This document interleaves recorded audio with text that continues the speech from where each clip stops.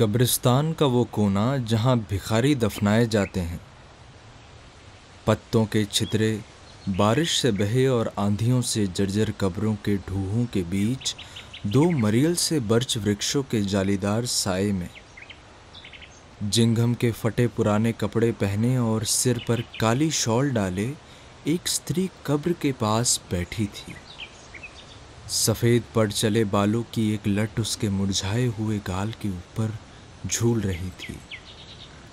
उसके महीन होंठ कसकर भिजे थे और उनके छोर उसके मुंह के पास उदास रेखाएं खींचते नीचे की ओर झुके थे और उसकी आंखों की पलकों में भी ऐसा झुकाव मालूम होता जो अधिक रोने और काटने न कटने वाली लंबी रातों में जागने से पैदा हो जाता है। वो बिना हिले डुले बैठी थी उस समय, जबकि मैं कुछ दूर खड़ा उसे देख रहा था। न ही उसने उस समय कुछ हरकत की जब मैं और अधिक निकट खिसक आया। उसने केवल अपनी बड़ी बड़ी चमकविहीन आंखों को उठाकर मेरी ओर देखा और फिर उन्हें नीचे गिरा लिया। उत्सुकता, परेशानी या अन्य कोई भाव जो कि मुझे निकट पहुंचता देख उसमें पैदा हो सकता था, नाम मात्र के लिए भी उसने प्रकट नहीं किया। मैंने अभिवादन में एकाध शब्द कहा और पूछा, यहां कौन सोया है? मेरा बेटा, उसने भावशून्य उदासीनता से जवाब दिया। बड़ा था, 12 बरस का। कब मरा? 4 साल पहले। उसने एक गहरी सांस ली और बाहर छिटक आई। लट को फिर बालों के नीचे से खोस दिया। दिन गर्म था। सूरज बेरहमी के साथ मुर्दों के इस नगर पर आग बरसा रहा था। कब्रों पर उगी इक्की दुक्की घास तपन और धूल से पीली पड़ गई थी और धूल धूसरित रूखे सूखे पेड़ जो सलीबों के बीच उदास भाव से खड़े थे, इस हद तक निश्चल थे मानो वो भी मुर्दा बन गए हों। वो कैसे मरा? लड़के की कब्र की ओर गर्दन हिलाते हुए मैंने पूछा। घोड़ों से कुचलकर, उसने संक्षेप में जवाब दिया और अपनी झुर्रियां पड़ा हाथ फैलाकर लड़के की कब्र को सहलाने लगी। ये दुर्घटना कैसे घटी? मैं जानता था कि इस तरह खोदबीन करना शालीनता के खिलाफ है, लेकिन इस स्त्री की निसंगतता ने गहरे कौतुक और चिढ़ का भाव मेरे हृदय में जगा दिया था। कुछ ऐसी समझ न आने वाली सनक ने मुझे घेरा कि मैं उसकी आंखों में आंसू देखने के लिए ललक उठा। उसकी उदासीनता में कुछ था जो अप्राकृतिक था और साथ ही उसमें बनावट का कोई चिन्ह नहीं दिखाई देता था। मेरा सवाल सुनकर उसने एक बार फिर अपनी आंखें उठाकर मेरी आंखों में देखा और जब वो सिर से पांव तक मुझे अपनी नजरों से परख चुकी थी तो उसने एक हल्की सी सांस ली और अटूट उदासी में डूबी आवाज में अपनी कहानी सुनानी शुरू की। घटना इस प्रकार घटी। उसका पिता गबन के अपराध में 1.5 साल के लिए जेल में बंद हो गया।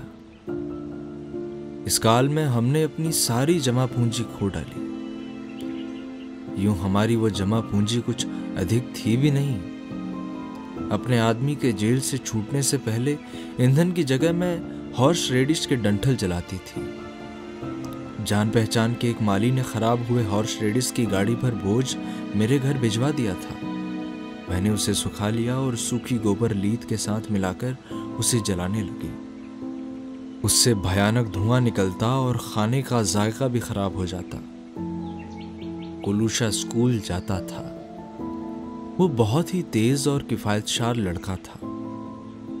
जब वो स्कूल से घर लौटता तो हमेशा एक आध कुंदा और लकड़ियां जो रास्ते में पड़ी मिलती उठा लाता। बसंत के दिन थे तब। बर्फ पिघल रही थी और कोलूशा के पास कपड़े के जूतों के सिवा पाँव में पहनने के लिए और कुछ नहीं था।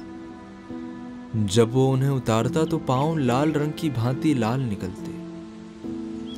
तभी उसके पिता को उन्होंने जेल से छोड़ा और गाड़ी में बैठाकर उसे घर लाए।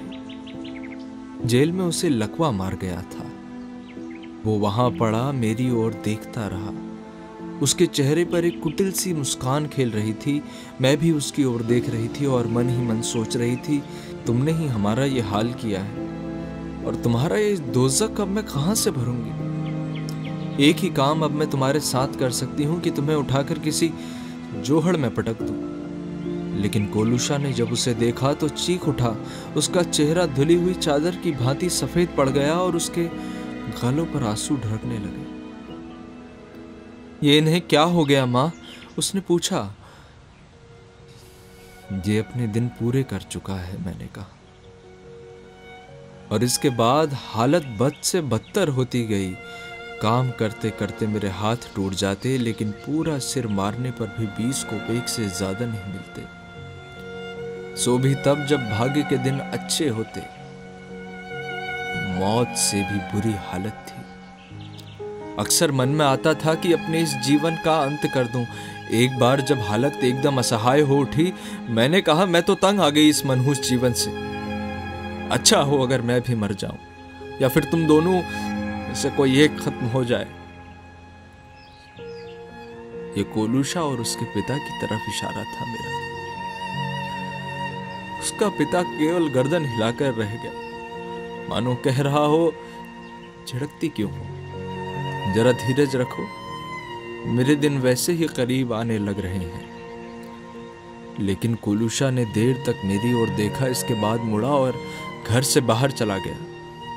उसके जाते ही अपने शब्दों पर मुझे बड़ा पछतावा हुआ, लेकिन अब पछताने से क्या होता था। तीर हाथ से निकल चुका था। 1 घंटा भी न बीता होगा कि एक पुलिसमैन गाड़ी में बैठा हुआ आया।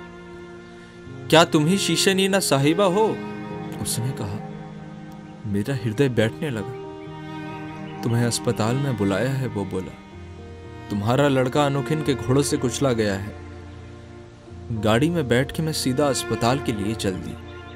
ऐसा मालूम होता था जैसे गाड़ी की गद्दी पर किसी ने गर्म कोयले बिछा दिए हों और मैं रह रहकर अपने आप को कोस रही थी। अभागी औरत, तूने ये क्या किया?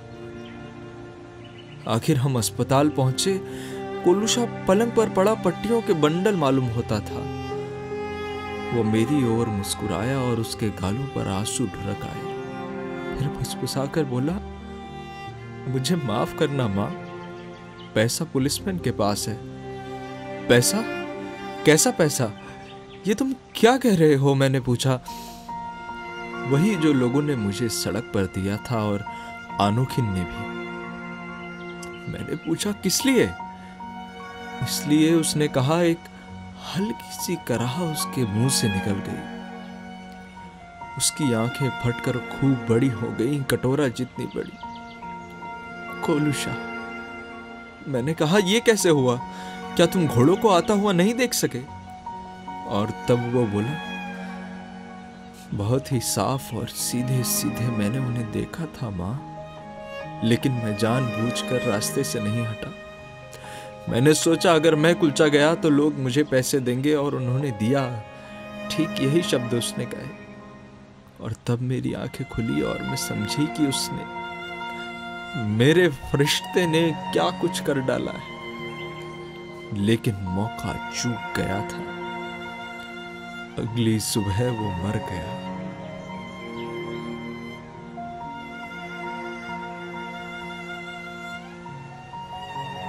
उसका मस्तिष्क अंत तक साफ था और वो बराबर कहता रहा, दद्दा के लिए ये खरीदना, वो खरीदना, अपने लिए भी कुछ लेना, मानो धन का अंबार लगा रहा हो। वस्तुतः वो कुल 37 रूबल थे। मैं सौदागर अनोखिन के पास पहुंची, लेकिन उसने मुझे केवल 5 रूबल दिए। सो भी भुनभुनाते हुए कहने लगा, लड़का खुद जानबूझकर घोड़ों के नीचे आ गया। पूरा बाजार इसका साक्षी है। सो तुम रोज आकर मेरी जान क्यों खाती हो? मैं कुछ नहीं दूंगा। और मैं उसके पास नहीं गई। फिर इस प्रकार वो घटना घटी। समझे युवक? उसने बोलना बंद कर दिया और पहले की भांति फिर सर्द तथा निसंग हो गई। कब्रिस्तान शांत और वीरान था। सलीब, मरियल से पेड़, मिट्टी के ढूह और कब्र के पास इस शोकपूर्ण मुद्रा में बैठी ये मनोविकारक शून्य स्त्री, इन सब चीजों ने मुझे मृत्यु और मानवीय दुखों के बारे में सोचने के लिए बाध्य कर दिया। लेकिन आकाश में बादलों का एक धब्बा तक नहीं था और वो धरती पर झुलसा देने वाली आग बरसा रहा था। मैंने अपनी जेब से कुछ सिक्के निकाले और उन्हें स्त्री की ओर बढ़ा दिया, जो दुर्भाग्य की मारी अभी भी जी रही थी। उसने सिर हिलाया और विचित्र धीमेपन के साथ बोली, कष्ट न करो युवक, आज के लिए मेरे पास काफी है। आगे के लिए मुझे अधिक नहीं चाहिए। मैं एकदम अकेली हूं इस दुनिया में, एकदम अकेली। उसने एक गहरी सांस ली और अपने पतले होंठ एक बार फिर उसी शोक के बलखाई रेखा में भींच लिए।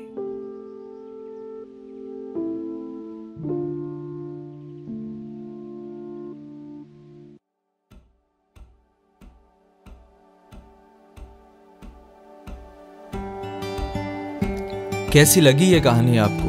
आप हमें कमेंट में ज़रूर बताएं। अगर आपको ये कहानी पसंद आई हो तो इस वीडियो को ज़रूर शेयर करें। सहयोगी इसी तरह आपके लिए नई नई कहानियाँ लाता रहेगा। इसके लिए हमें सब्सक्राइब करना ना भूलें। सहयोगी को आगे ले जाने के लिए आप हमें बाय मी अ कॉफी और पेट्रियन पर अपना समर्थन दे सकते हैं। तो जल्दी मिलेंगे दोस्तों नई कहानी के साथ।